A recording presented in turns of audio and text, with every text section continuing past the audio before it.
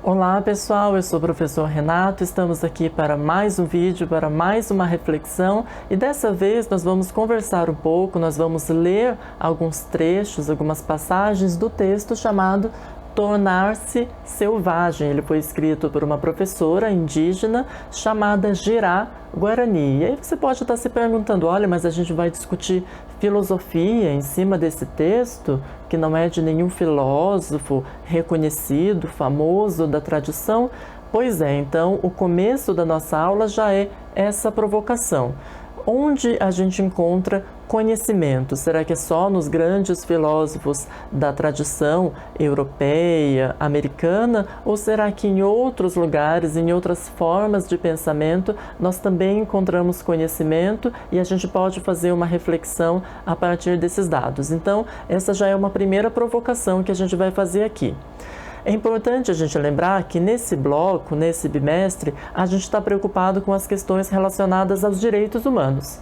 E a gente está vendo uma perspectiva crítica de dizer que essas declarações dos direitos humanos, quando elas foram feitas, elas têm a pretensão de ser universais, isto é, valerem para todas as pessoas, para todas as culturas, para todos os espaços.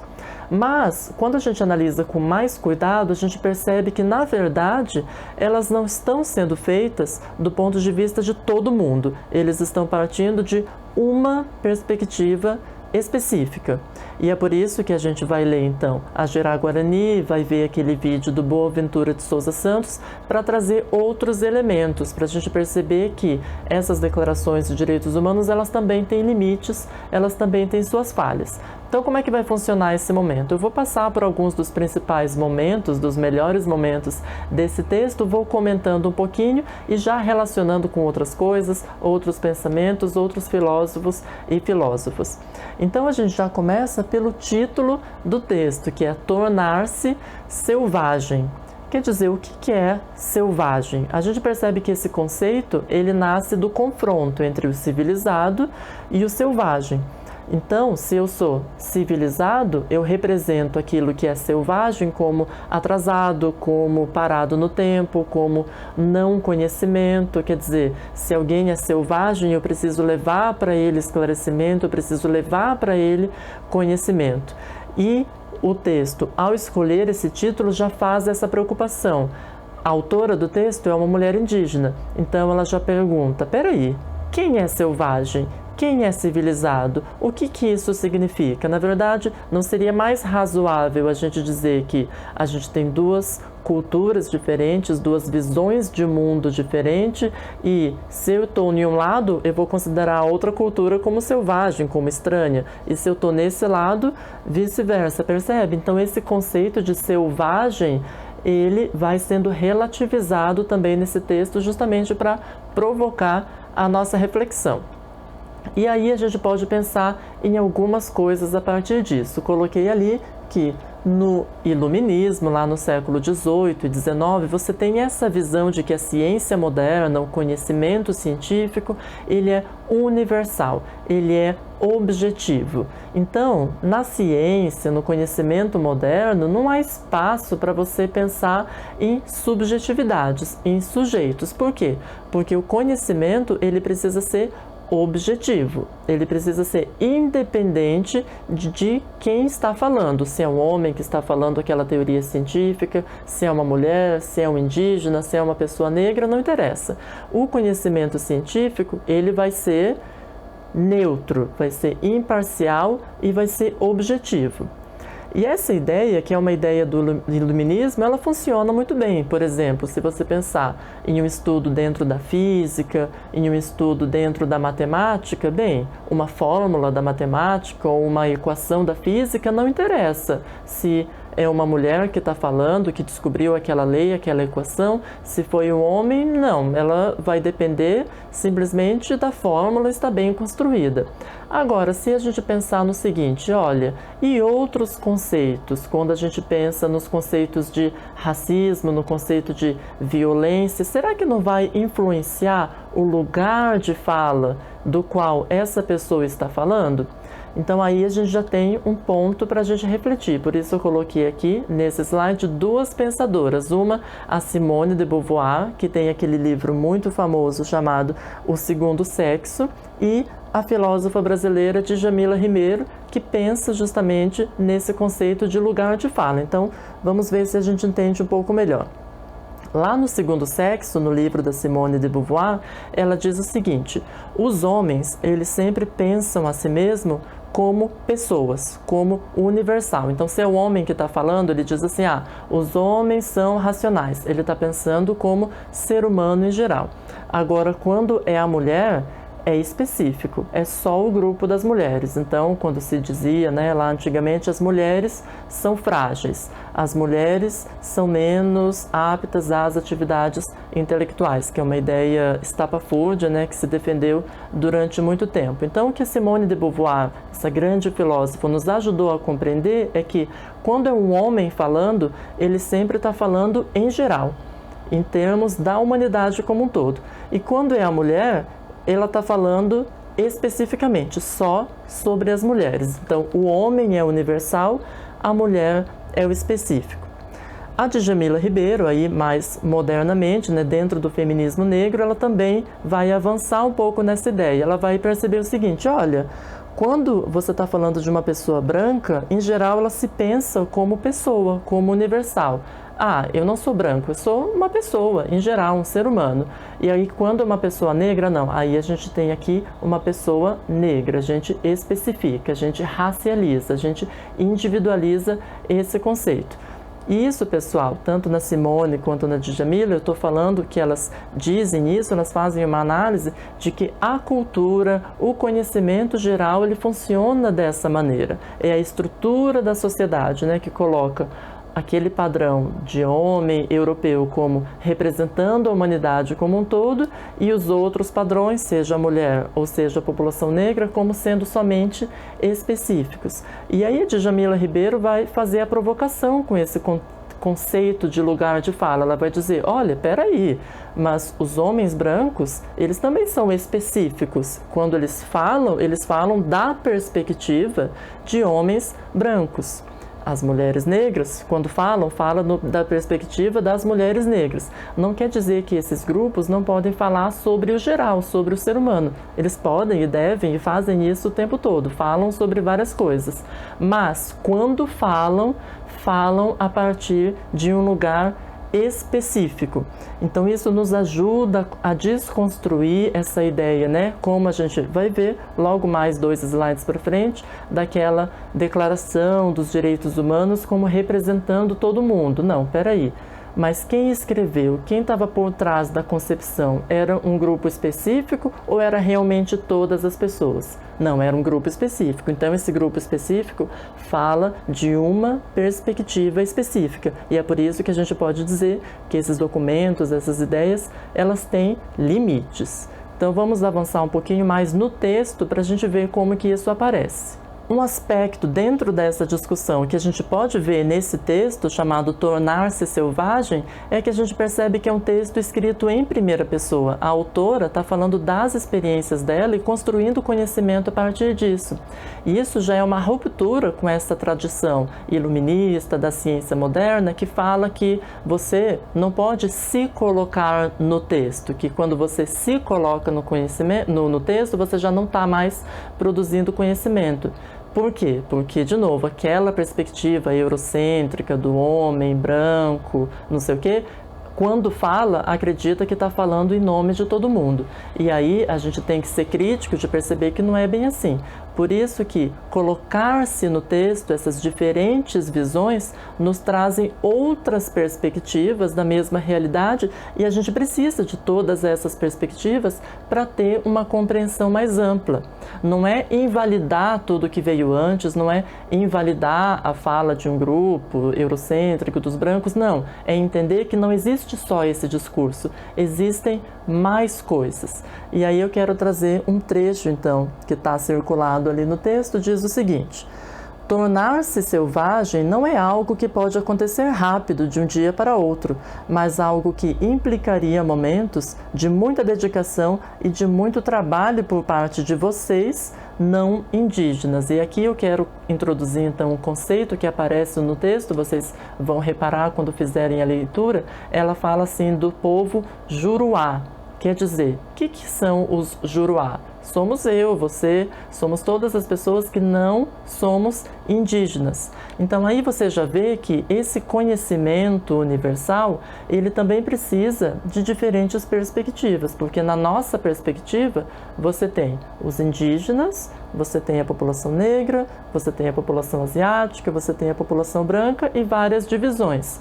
Mas do ponto de vista da indígena que estava escrevendo o texto, o que você tem é os índios, indígenas, Guarani e a população Juruá, quer dizer, que é todo mundo que vive na cidade. Então percebe que isso já é um outro modo de fazer um recorte sobre o mundo. E o que a gente está querendo dizer e perceber de forma crítica é que nós podemos aprender com essas diferentes visões de mundo, diferentes formas de compreender a sociedade, de compreender o mundo, e que a gente precisa de todas essas diferentes visões, das diferentes culturas, para ter um contexto mais amplo, porque se a gente fica com uma visão só, hegemônica, eurocêntrica, ela não é suficiente para a gente ter um conhecimento mais completo. Esse que é o ponto principal. E aí, pessoal, nós podemos relacionar essa ideia com a ideia de um filósofo muito famoso da tradição europeia, que é o Nietzsche. O Nietzsche, em um livro chamado Genealogia da Moral, ele tem uma frase que diz o seguinte: não há fatos morais, somente interpretações morais de fatos. Ora, o que ele está querendo dizer com essa frase? Espera aí, vamos lá. Vamos pegar o exemplo do selvagem. O que o Nietzsche está dizendo é que o que é selvagem? Alguém é selvagem a partir de uma perspectiva. É aquilo que eu falei no início. Se você está na cidade, você olha uma população indígena, uma população quilombola, você vai dizer, são selvagens, são primitivos, não são evoluídos. Mas isso já é uma interpretação de um fato, não é um fato em si. Eles são selvagens de acordo com a minha perspectiva. Porque se a gente pegar a perspectiva contrária, quem vai ser selvagem vai ser eu, percebe? O diferente serei eu. Então, quando a gente fala, olha, nossa, aquela pessoa é diferente. Peraí, diferente de quê? Diferente de quem? Tá percebendo que o Nietzsche e também essa autora Guarani e essa tradição mais nova tá explicando pra gente é que no fundo os conceitos, as ideias, os valores que a gente utiliza, eles partem de uma perspectiva específica. Elas não são a realidade toda, completa, porque são conceitos, são ideias, são valores que partem de uma perspectiva. Certo? Então, vamos ver como a gente pode aprofundar essa ideia ao longo do nosso texto. Outra passagem muito interessante que mostra justamente diferentes perspectivas agora sobre o próprio ser humano e como a gente pode aprender a partir disso é essa passagem que está aqui projetada. Então, diz o seguinte: por trás da ideia de trabalhar cada vez mais a autonomia e a soberania alimentar guarani, há o objetivo de manter esse povo forte. Porque a comida transgênica que vem da cidade não deixa as pessoas fortes de verdade. A comida guarani tradicional alimenta o corpo e alimenta o espírito também. Isso significa que as pessoas ficam fortes para continuar lutando. Para defender a natureza, o nosso modo de ser guarani, temos que estar fisicamente fortes, espiritualmente fortes. Então essa passagem aqui é naquele momento do texto em que ela está falando sobre as diferenças alimentares entre as culturas, o fato de que, mesmo estando numa aldeia indígena, as pessoas acabam consumindo alimentos transgênicos, alimentos que não são tradicionais da sua própria cultura, que isso traz uma série de doenças, câncer e um monte de coisa. Aí a gente já começa a perceber algumas coisas relacionadas à discussão dos direitos humanos. Mas antes de trazer isso, eu quero mostrar que esse caso, essa passagem que ela fala sobre alimentação, sobre manter o corpo forte, o espírito forte, já é um outro modo de pensar do que aquele modo de pensar que a gente herdou da filosofia europeia, que a gente tem, por exemplo, com o Descartes, que a gente estudou mais no início do ano. Para o Descartes e para todo mundo que veio depois dele, inclusive a gente, que mesmo sem perceber herda essa maneira de pensar, existe o corpo, e existe o espírito, existe o corpo e existe a razão, existe o corpo e existe a alma, digamos assim, e são duas coisas bem separadas. Já no modo de perceber, no modo de ver o mundo dos Guarani, por essa passagem a gente percebe que uma coisa e a outra são unidas, quer dizer, ela fala que a alimentação tradicional, ela alimenta tanto o corpo quanto o espírito, quer dizer, o que isso significa? Significa que corpo e espírito, dentro dessa visão, dessa perspectiva de mundo, são uma coisa só, e já é diferente, completamente diferente dessa visão eurocêntrica que separa as duas coisas. Ora, agora o que essas diferentes visões de mundo, de ser humano, nos mostram sobre aquela discussão sobre os direitos humanos? Vamos ver agora dois exemplos que vão deixar bem claro como que uma coisa influencia na outra. Então, lá na Declaração Americana dos Direitos Humanos, que a gente trabalha na disciplina de Sociologia, nós temos dois artigos que falam o seguinte. O artigo número 6 diz assim: toda pessoa tem direito a constituir família, elemento fundamental da sociedade, e a receber proteção para ela. Então vamos analisar primeiro esse artigo. Constituir família. Dentro de uma Declaração dos Direitos Humanos, a gente está dizendo que são direitos que valem para todos os seres humanos, em geral, de todas as culturas, de todas as etnias, etc. Mas será que é bem assim? Perceba como essa declaração e esse direito foram escritos dentro de uma perspectiva específica. Por quê? Porque quando fala constituir família, é um determinado tipo de família. Será que esse tipo de família se encaixa, por exemplo, em uma cultura indígena? Não. Por quê? Porque a gente sabe, estudando história, percebe que o modo de viver tradicional dos indígenas eram famílias ampliadas, que moravam 12, 15 pessoas no mesmo espaço e a comunidade como um todo era considerada família. Então, esse artigo está mostrando uma visão de família, aquela, dos laços sanguíneos, do pai e a mãe, os filhos e etc e tal. Quer dizer, e existe essa família e é muito importante, mas o que eu estou querendo chamar a atenção, por que a gente fala que os direitos humanos e as declarações de direitos humanos e essas discussões, elas têm limites, porque, repito, elas partem de um ponto de vista, de uma perspectiva de mundo específica, como se ela fosse a única e como se ela valesse para todo mundo. E não vale. Então significa que a gente tem que jogar fora essa discussão, jogar fora as declarações de direitos humanos? Claro que não, mas a gente tem que mantê-la sabendo que ela é parcial e complementá-la com diferentes visões, com diferentes culturas. Percebe? Esse é o ponto. Acho que vai ficar mais claro ainda quando a gente lê o artigo número 11.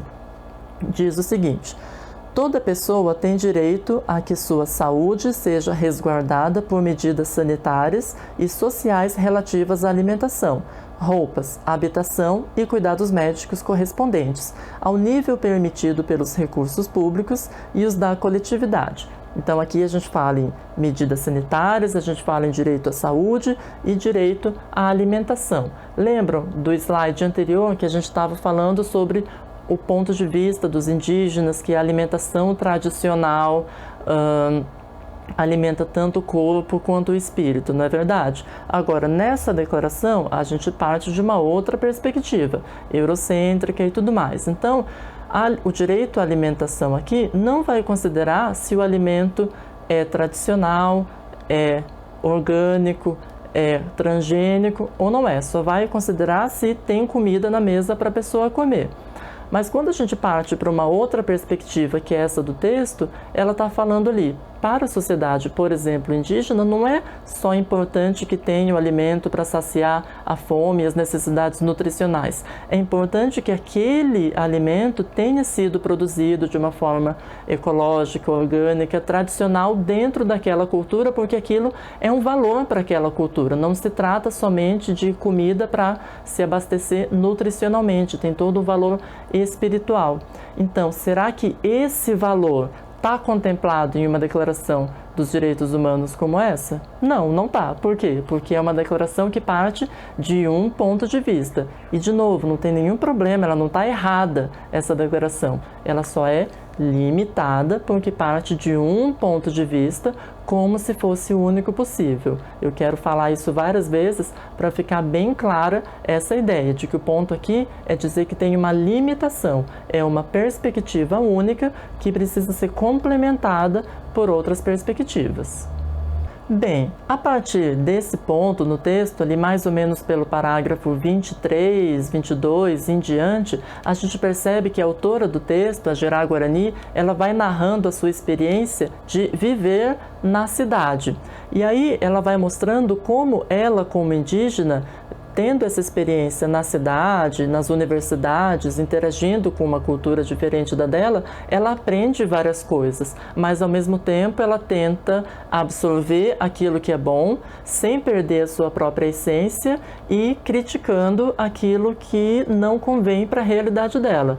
E isso é muito interessante no texto, porque faz a gente perceber que, independente de qual cultura a gente esteja, nós podemos aprender com outras perspectivas, com outros pontos de vista, com outras culturas. E é isso que ela vai exemplificando no texto. Ela diz, olha, essa cultura da cidade, esse modo de vida, né, totalmente acelerado, tecnológico, científico, não sei o que, tem um monte de problemas, né? Por exemplo, os problemas ambientais, mas ela também trata de problemas humanos, de relações humanas que vão ficando assim, muito duras, muito frias.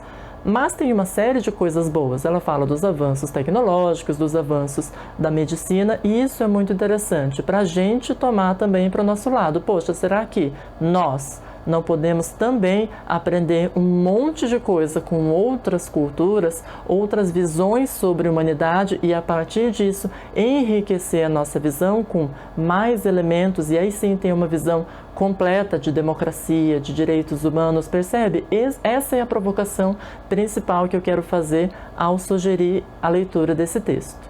E aí, então, para fechar como último ponto dessa reflexão e dessas provocações, eu quero trazer uns parágrafos que estão ali já na parte final. Eles dizem mais ou menos o seguinte: talvez um dia o Juruá, que seríamos todos nós, não indígenas, perceba que é importante apoiar a questão indígena não porque somos bonitinhos, coloridinhos ou porque usamos peninhas e temos criancinhas pintadinhas, mas por uma questão de sobrevivência de todos e todas. Podem acusar os indígenas de tudo quanto é tipo de coisa, mas os povos indígenas são as únicas pessoas aqui no Brasil que respeitam a natureza de fato. Basta digitar no Google territórios indígenas no Brasil para visualizar rapidamente os territórios indígenas sempre verdes no meio do mato, sem áreas descampadas, sem áreas queimadas, apesar do que diz o governo atual, que os indígenas cansaram de ficar olhando para as estrelas. Então, aqui essa provocação meio que resume algumas das coisas que a gente está falando. Olha, quando a gente percebe que direitos humanos, democracia, conhecimento, tudo isso é mais amplo do que essa visão única, eurocêntrica que nos foi passada, né, por meio da colonização. Quando a gente percebe que existem mais coisas para a gente adicionar, sem negar as coisas boas dessa visão, repito, quando a gente percebe isso, a gente percebe as conexões que há entre as nossas necessidades e as necessidades de outras culturas, como aqui a dos indígenas. Então, a provocação que a Gerá Guarani está fazendo é a seguinte: olha, defender os direitos dos indígenas, na verdade, é defender todo mundo, porque quando eles têm um modo de vida que preserva a natureza, isso beneficia todos nós. Então, lembra daquilo que eu falei antes? Não se trata de dizer que uma cultura é superior à outra, que uma vale mais e você escolher só uma para ficar